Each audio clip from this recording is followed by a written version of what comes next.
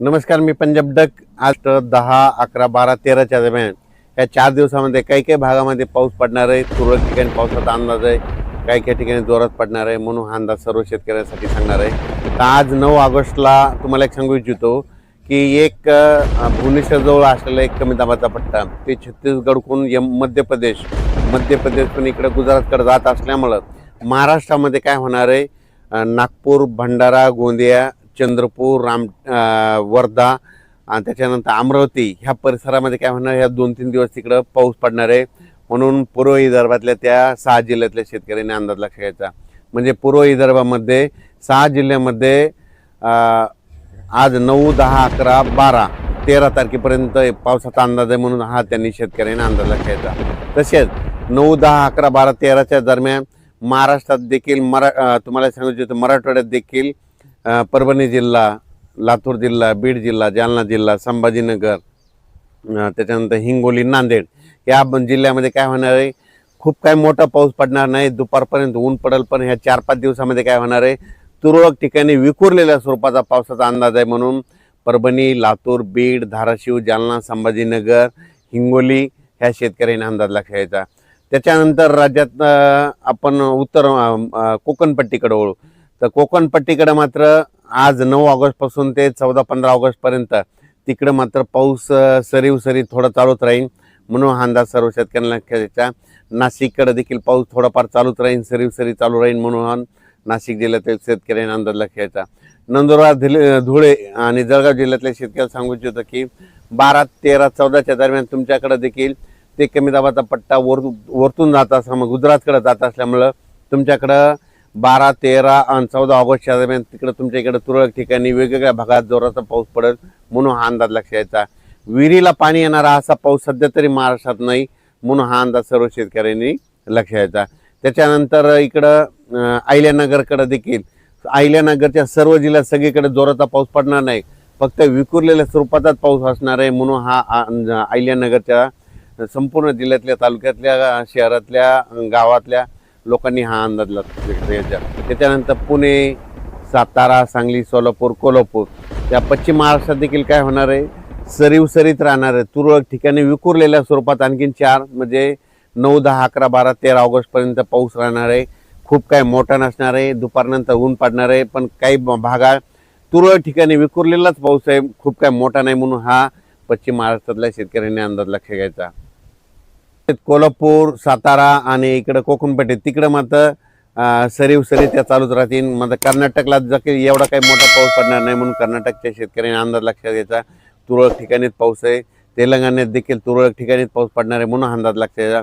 फक्त एक कमी दाबाचा पट्टा भुवनेश्वरहून आपलं इकडं मध्य प्रदेशकडे जात असल्यामुळं विदर्भातच पाऊस पडणार आहे. ते पूर्व विदर्भात मग वर्धा, नागपूर, भंडारा, गोंदिया, चंद्रपूर, त्याच्यानंतर यवतमाळचा काही भाग आणि अमरावती, त्याच्यानंतर मोर्शी असं करत करत परतवाडा, इकडं जळगाव, जामोद, इकडं जळगाव, रावेर, धुळे, नंदुरबार ह्या पट्ट्यामध्ये जात असल्यामुळं ह्यामध्ये 11, 12, 13च्या दरम्यान तिकडल्या भागातच म्हणजे मध्य प्रदेशच्या बाजून महाराष्ट्र जे लगतचे जिल्हे, तालुके येतात त्या शेजारच्या तालुक्यामध्ये पाऊस पडणार आहे. म्हणून हा अंदाज लक्षात आहे.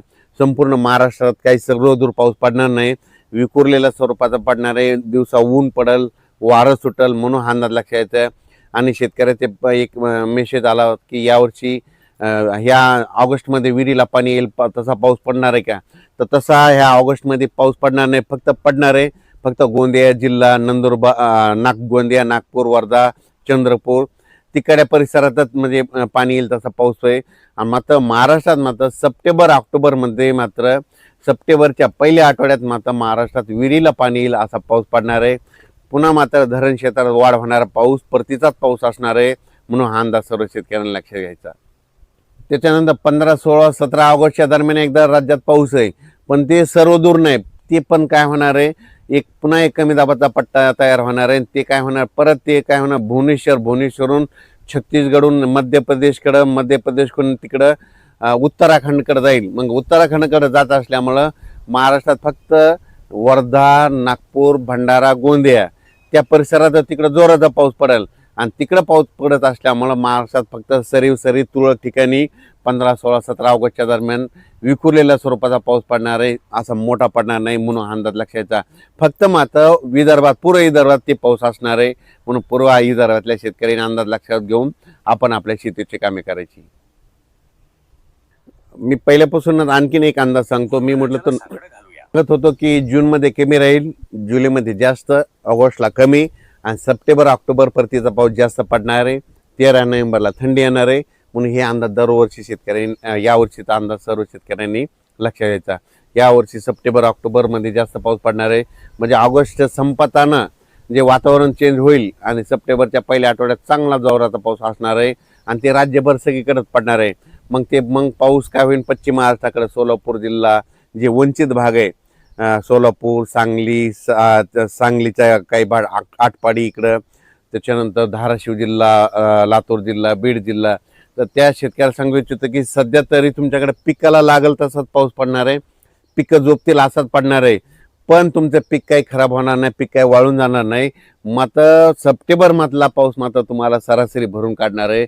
म्हणून सोलापूर जिल्हा, लातूर जिल्हा, बीड जिल्हा, त्याच्यानंतर इकडं अहिल्यानगर जिल्हा,